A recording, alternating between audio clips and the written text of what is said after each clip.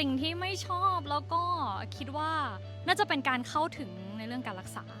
พยาบาลคือเวลาเราจะไปหาหมอใช่ไหมคะที่นี่อาจจะไม่ต้องเราอาจจะสามารถใช้การสิทธิ์ในการรักษาฟรีได้แต่ว่าก็คือจะต้องรอคิวนานอันนี้ก็จะเป็นปัญหาที่ใหญ่มากๆเลยของแคนาดาใช่ค่ะแต่จริงแล้วคนแคนาดาที่นี่ค่อนข้างนิสมากๆนะคะก็แล้วก็เวลคัมค่อนข้างจะเวลคัมคนที่มีสัญชาติแล้วก็เชื้อชาติต่างกันเรื่องการเหยียดอะไรอย่างนี้ก็อาจจะมีบ้างแต่ก็ส่วนตัวเราไม่เคยเจอนะคะเรื่องการเหยียดอะไรอย่างนี้ก็รู้สึกว่าคนแคนาดา nice ดี Hi everyone, welcome to my second episode of the series Canada from Thai Perspective. In this video, I interview Nuk, a Thai girl in Victoria, British Columbia, Canada. In Thailand, she used to work as a customer service at a hospital. Now in Canada, she works at the front of house at food and beverage service. Let's see her mindset about Canada compared to Thailand. นี่น้องนุ๊กนะครับก็ก่อนอื่นก็ให้แนะนำตัวกันนะครับ สวัสดีค่ะนุกค่ะอัญพัฒน์เจรศรินพัฒน์ค่ะมาจากประเทศไทยค่ะอยู่แคนาดามานานเท่าไหร่แล้วครับผม ปีนี้ก็เข้าปีที่3ค่ะปีที่3แล้วใช่ณตอนนั้นนะฮะทำไมถึงย้ายออกจากประเทศไทยครับจริงๆมาอยู่ที่นี่ก็คือถือวีซ่าเป็นติดตามแฟนมาเรียนนะคะแล้วก็เลยมีการปรึกษากับแฟนว่าจะไปที่ไหนดีเพื่อที่จะได้หาประสบการณ์ในการอยู่ต่างประเทศก็คิดกันไว้หลายประเทศอยู่เหมือนกันแต่ก็สุดท้ายก็มาลงที่แคนาดาค่ะครับทำไมถึงเลือกแคนาดาครับแคนาดาใช่ไหมก็คือจะด้วยอากาศอยากมาประสบกับได้รับประสบการณ์การอยู่เมืองหนาวใช่ค่ะแล้วก็นั่นเลยค่ะก็เลยเลือกที่แคนาดาแค่เมืองหนาวอย่างเดียวใช่ไหมครับเป็นหนึ่งในเหตุผลใช่หนึ่งในช้อยใช่ค่ะคิดว่าน้องนุ๊กคิดว่าอะไรคือความแตกต่างหลักนะฮะระหว่างสองประเทศนี้ประเทศไทยกับประเทศแคนาดาเหรอคะจริงๆเรื่องอากาศราคาหนึ่งเพราะว่าที่นี่ก็คือหน้าหนาวเนาะแล้วก็culture มั้งคะฮะ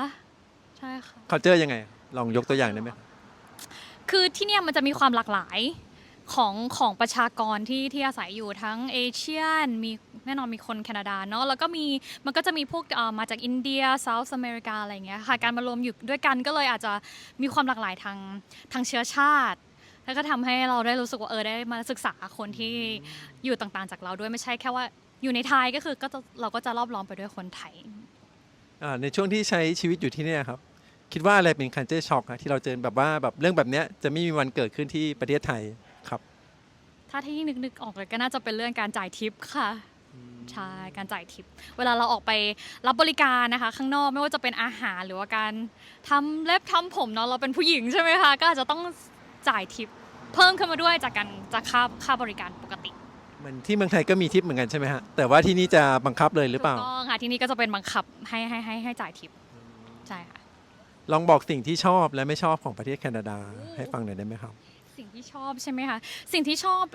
ที่แคนาดานะคะที่นี่ก็ด้วยความที่ประเทศนี้มันจะมีกิจกรรมให้ทำหลายอย่างการไปเดินเขาการไปแคมปิ้งซึ่งที่ไทยก็มีแต่ว่าที่นี่ก็จะแตกต่างอีกนิดนึงเพราะว่าแลนด์สเคปเขาก็จะค่อนข้างแบบอยู่ในแลนด์สเคปที่ค่อนข้างใหญ่กว่าแล้วก็สวยค่ะสิ่งที่ชอบส่วนสิ่งที่ไม่ชอบแล้วก็คิดว่าน่าจะเป็นการเข้าถึงในเรื่องการรักษาพยาบาลขยายความหน่อยได้ไหมครับก็คือเวลาเราจะไปหาหมอใช่ไหมคะที่นี่อาจจะไม่ต้องเราอาจจะสามารถใช้การสิทธิ์ในการรักษาฟรีได้แต่ว่าก็คือจะต้องรอคิวนานอันนี้ก็จะเป็นปัญหาที่ใหญ่มากๆเลยของแคนาดาใช่ค่ะและสิ่งที่ชอบและไม่ชอบเกี่ยวกับประเทศไทยอะครับประเทศไทยเหรอคะสิ่งที่ไม่ชอบคิดว่าน่าจะเป็นเรื่องมลภาวะค่ะเรื่องฝุ่นเป็นสิ่งที่ค่อนข้างจะก็ใช้ชีวิตลำบากด้วยความที่เราก็เป็นภูมิแพ้ด้วยอะไรอย่างเงี้ยค่ะก็เลยเรียกว่าฝุ่นในเรื่องใหญ่แล้วก็สิ่งที่ชอบที่ไทยใช่ไหมคะโอ้เพราะว่าเราเกิดและโตที่ไทยเนาะเราก็รู้สึกว่าประเทศไทยเราก็มีดีหลายอย่างอาหารเรื่องความเป็น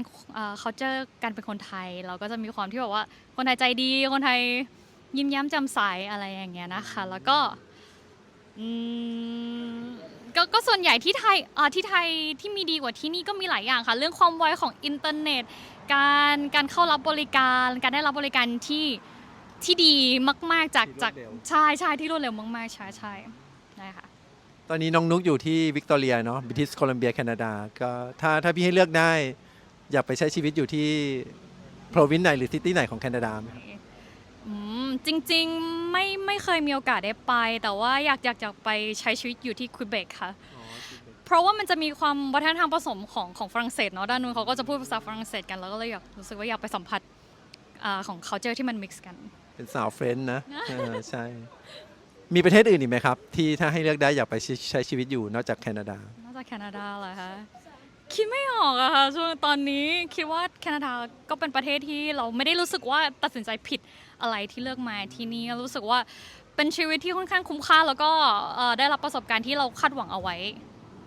ตามที่เราคาดหวังใช่ค่ะ เกี่ยวกับอาหารของที่เนี่ยครับเคยชอบอาหารของแคนาดาไหมครับ อาหารแคนาดาเหรอคะคิดไม่ออกอะอะไรที่เป็นอาหารประจำชาติ แต่ว่ามันจะมีเมนูอย่างหนึ่งเมนูหนึ่งก็คือปูตินใช่ไหมคะที่มีเฟรนช์ฟรายเกรวี่แล้วก็ชีสซึ่งเราก็ ได้ลองหรือยัง ได้ลองแล้วค่ะไม่ถนัดเลยค่ะ ก็คือไม่ชอบเนาะ ชอบค่ะ แล้วก็ทั่วไปก็พอทานได้ค่ะ แต่ไม่ได้มีอะไรหลากหลายเลยค่ะอาหารที่นี่ พี่ถามเรื่องงานบ้างเนาะ work life balance ก็ที่ไทยทำงานอะไรนะครับ ตอนอยู่ที่ไทยก็ทำงานที่ศรีราชเปียมหาราชกรุณนะคะเป็นโรงพยาบาลใช่ค่ะมาอยู่ที่นี่ใช่ไหมคะมาอยู่ที่นี่ก็ทำงานใช้แรงงานทั่วไป ก็ถือว่าต่างกันพอสมควร work life balance นี่เทียบกันแล้วอันไหนเป็นยังไงบ้างครับ โอ้ work life balance เหรอคะที่นี่ก็ไม่แย่นะคะนะรู้สึกว่าทำงานที่นี่มี work life balance มากกว่า เพราะว่าถ้าให้พูดตรงๆก็คือค่าครองชีพที่นี่แพงใช่ไหมคะสูงแต่ว่าการที่ชั่วโมงที่เนี่ยค่ะการที่ทำงานที่นี่เราได้ชั่วโมงขั้นต่ำมันพอที่จะอยู่ได้ ถ้าเทียบกับที่ไทยการทำงานกับค่าของหมายถึงว่ารายได้ขั้นต่ำของที่ไทย คิดว่าอยู่ยากกว่าที่นี่เยอะมากๆ พี่อันนี้เห็นด้วยนะครับเหมือนกับว่าความเหลื่อมล้ำมันจะไม่ต่างกันเนาะ ใช่ ระหว่าง ใช่ ค่าครองชีพขั้นต่ำที่นี่กับคนที่เขาได้ไฮเลเวลนะแต่ที่ไทยนี้จะต่างกันมาก ใช่ค่ะที่ไทยน่าจะอยู่ยากถ้ารับเงินเดือนขั้นต่ำแต่ ได้ ว่าที่นี่ก็คือเราสามารถอยู่ได้ พี่ถามค่าครองชีพนิดนึงอะฮะ ได้ ก็เช่นพวกค่าเดินทางค่าที่พักค่าอาหารนะฮะ อือฮึ ต่อเดือนประมาณเท่าไหร่ครับผม ต่อเดือนประมาณเท่าไหร่เหรอ ยากอะค่ะ แต่ว่าถ้าเราเน้นอยู่ที่ไลฟ์สไตล์มากกว่า ถ้าเราเน้นทำอาหารทานที่บ้าน ก็น่าจะใช้เดือนหนึ่งก็น่าจะหลัก1,000-2,000 ดอลก็น่าจะอยู่ได้นะคะ แต่ว่าถ้าเราทานอาหารนอกบ้านบ่อยๆ ก็อย่างที่บอกก็คือที่นี่ก็ต้องคิดค่าทิปแล้วก็ค่าแท็กซ์เพิ่มขึ้นมาด้วย ก็น่าจะสูงกว่านี้ ก็ประมาณ1,000 ถึง 2,000 อันนี้คือหันมาต่อคนเนาะ ต่อคนค่ะ โอเคครับ โอ้มันมีค่าบ้านด้วย ใช่ไหมคะค่าบ้านก็จะตกอยู่ที่ประมาณสัก1,500 ถึง 2,000 เหมือนกัน อันนี้ก็เราเต่า ต่อ2 คนเนาะ ต่อ2 คนใช่ค่ะ ถ้าเลือกได้นะฮะ อยากประกอบอาชีพอะไรที่แคนาดาครับ โอ้เลือกได้อยากประกอบอาชีพอะไรคิดว่าการเป็นเจ้าของกิจการเองน่าจะดีที่สุดค่ะ ยกตัวอย่างกิจการได้ไหมฮะ ฮอตพอตค่ะอยากเปิดร้านฮอตพอต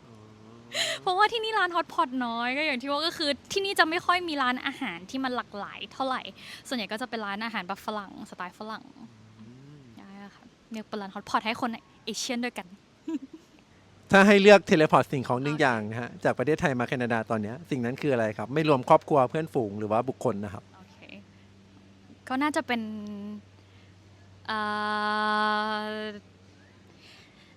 น้ำจิ้มดีไหมคะ น้ำจิ้มต่างๆ น้ำจิ้มแจ่ว ค่ะ คือเรายังคิดถึงอาหารไทยเนาะ ใช่รู้สึกว่าจะคิดถึงอาหารไทยมากๆเป็นสิ่งที่คิดถึงที่สุดนอกลองจากครอบครัวแล้วกันอือหือ เป้าหมายครับผม ก็คือเราแพลนจะอยู่ที่นี่ยาวจนได้ PR หรือ Citizen หรือว่าจะกลับไทย หรือว่าอยู่ไปสักพักแล้วกลับครับผม อือหือก็อันนี้อยู่ที่โอกาสอะค่ะ จริงๆแล้วจุดเป้าหมายที่มาที่นี่ก่อนหน้านี้ก็คือหวังเรื่อง PR เหมือนกัน แต่ว่าอะไรมันก็อาจจะยากขึ้นในช่วงหลังๆที่ผ่านมา ก็อยู่ที่ว่าโอกาสว่าเราจะได้อยู่ต่อไหมก็ถ้าได้อยู่ต่อก็ถือว่าเป็นอะไรที่เราก็ชอบชีวิตเราที่นี่นะคะ แต่ถ้าได้กลับไปก็ไม่ได้รู้สึกว่าเสียใจที่เลือกมาค่ะ เทียบกับวันแรกที่มากับตอนเนี้ยฮะ3 ปีกว่า เป้าหมายเราเปลี่ยนไปไหมฮะ เปลี่ยนไปยังไงหรือว่ายังเหมือนเดิม จริงที่ตัดสินใจมาที่นี่ก็เพราะว่าอยากมาหาประสบการณ์ในการอยู่ต่างประเทศเนาะการที่ได้อยู่มาเรื่อยๆจน3 ปีแล้วเราก็รู้สึกว่าเราก็ blend in กับ กับประเทศนี้ได้ค่อนข้างดีมากๆแล้วก็เปลี่ยนไปไหมก็อาจจะไม่ได้เปลี่ยนไปมากอะค่ะแต่ก็อาจจะมีอะไรที่ประสบการณ์ที่เราได้เพิ่มมากขึ้นจากการอยู่ที่นี่ แผนที่เราเตรียมมาครับระหว่างทางมีเปลี่ยนไหมฮะใน3 ปีนี้ แน่นอนนะคะเพราะว่าอะไรๆกฎระเบียบของการอยู่ที่นี่มันก็เปลี่ยนไปก็อาจจะต้องเออคิดกันวางแผนกันใหม่เรื่อยๆให้สอดคล้องกับกฎหมายของรัฐบาลที่ออกมานะ กฎของเปลี่ยนค่อนข้างบ่อยเนาะ ใช่ค่ะ ถ้าย้อนกลับไปก่อนมาฮะ3 ปีหรือ4 ปีก่อนหน้านั้นนะฮะจะบอกอะไรกับตัวเองตอนนั้นฮะว่าจะมาแคนาดาไหมหรือว่าถ้าให้ตัดสินใจอีกครั้งหนึ่งเนี่ยฮะจะยังมาที่นี่ไหม ก็คิดว่าก็คงอยากจะบอกว่าก็รู้สึกว่าขอบคุณที่ตัดสินใจมาจากวันนั้นอะไรกันเพราะว่าการมาอยู่ที่นี่เราก็รู้สึกว่าเราก็ได้ค้นพบตัวเองว่าเราชอบอะไรไม่ชอบอะไรได้พบสกิลใหม่ๆอย่างเรื่องการทำอาหารก็คืออย่างที่อยู่ไทยคนไทยส่วนมากก็ไม่ค่อยได้มีใครมีโอกาสได้ทำอาหารทานเองเนาะอยู่ที่นี่เราก็ประหยัดค่าใช้จ่ายในการทำอาหารแล้วก็ได้รู้สึกว่าการเข้ามาทำงานในสายอาหารอย่างที่เป็นอยู่ตอนนี้ก็คือได้สกิลมาค่อนข้างเยอะพอสมควรก็ตัดสินใจถูกค่ะที่มาก็ยังคิดว่าเป็นเรื่องที่ถูกต้องที่ย้ายมาอยู่ที่นี่ ก็ยังจะมาเหมือนเดิม มาเหมือนเดิมค่ะ น้องนุกคิดว่าอะไรคือสิ่งที่ดีที่สุดของการเป็นคนไทยที่ได้ใช้ชีวิตอยู่ที่แคนาดาครับ โอ้จริงๆแล้วการเป็นคนไทยนี่จริงๆประเทศเราอาจจะไม่ได้เป็นที่รู้จักในของฝั่งนี้นะคะตามประสบการณ์ของตัวเองแต่ว่าพอทุกครั้งที่เราบอกว่าเราเป็นคนไทยก็มันก็มีฟีดแบ็กที่ค่อนข้างดีค่อนข้างที่จะแบบว่าชาวต่างชาติก็รู้สึกว่าโอเคเราอาจจะไม่ได้ไปในประเทศคุณแต่ว่ารู้จักในแง่ของความสวยงามของประเทศก็ภูมิใจค่ะที่เป็นคนไทยเนาะ และอะไรคือสิ่งที่ยากที่สุดนะฮะสำหรับการใช้ชีวิตอยู่ที่นี่สำหรับน้องนุกเอง โอเคอย่างส่วนตัวแล้วช่วงที่มาปีแรกก็คือเรื่องภาษาแน่นอนน่าจะเป็นสิ่งที่ยากที่สุดของเราที่เราไม่ได้พูดภาษาอังกฤษเนาะก็อย่างที่มาช่วงแรกก็คือพูดภาษาอังกฤษไม่ได้เลยแต่ว่าอย่างที่บอกว่าช่วงที่เพราะว่าที่แคนาดามีค่อนข้างหลายเชื้อชาติแล้วเนาะเราก็เหมือนเป็นการมาฝึกมาเริ่มต้นใหม่กับไม่ใช่แค่เราคนเดียวก็อาจจะมีเพื่อนๆด้วยหลายคนตามที่ทำงานอะไรอย่างเงี้ยค่ะก็ถือว่าเป็นเรื่องที่ปรับยากที่สุด นอกจากเรื่องภาษามีเรื่องอื่นอีกไหมครับ น่าจะเป็นเรื่องอาหารการกินค่ะเพราะว่าอย่างคนไทยเนาะเรื่องกินสำคัญที่สุดอยู่แล้วเราคิดแต่เรื่องการกินอยู่แล้วใช่ไหมคะก็โอเคค่ะอาจจะมีคิดถึงส้มตำบ้างยำบ้างแต่ก็ที่นี่ก็พอมีร้านอาหารไทยให้เราไปฝักทองได้บ้าง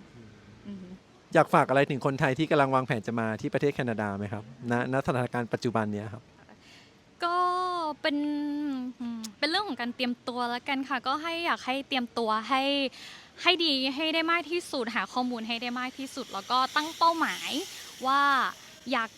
ที่จะได้รับประสบการณ์แบบไหนตอนที่มาอยู่ที่แคนาดาแล้วกันค่ะแล้วก็เชื่อว่าการมาที่นี่ก็ไม่ได้รู้สึกว่าเป็นเรื่องที่ขาดทุนอะไรในชีวิตก็ค่ะเตรียมตัวให้พร้อม แล้วก็ลุยเลย ใช่แล้วก็ลุยเลย มีอยากฝากถึงคนแคนาดาไหมครับ หรือว่าอยากฝากถึงประเทศนี้ก็ได้ฮะไม่เจาะจงว่าเป็นใคร ค่ะจริงแล้วคนแคนาดาที่นี่ค่อนข้าง nice มากๆนะคะแล้วก็ welcome ค่อนข้างจะ welcome คนที่มีสัญชาติแล้วก็เชื้อชาติต่างกันเรื่องการเหยียดอะไรอย่างนี้ก็อาจจะมีบ้างแต่ก็ส่วนตัวเราไม่เคยเจอนะคะเรื่องการเหยียดอะไรอย่างนี้ก็รู้สึกว่าคนแคนาดา nice ดีค่ะแล้วแต่ว่าปัญหาทั่วไปอย่างปัญหาทั่วไปก็อาจจะมีบ้างค่ะเรื่องปัญหา homeless ปัญหาอาชญากรรมแต่ว่าส่วนใหญ่ก็คือนุ้งคิดว่าการใช้ชีวิตอยู่ที่นี่ก็ปลอดภัยพอสมควร That's all for today. Thank you for watching. What do you think about her mindset? Let me know in the comments below. For this series, I plan to interview a number of Thai people in Canada on the same topic, Canada from Thai perspective. At the end of the series, I will break down each topic and bring all the ideas together so that we can easily learn from different perspectives and apply them to ourselves.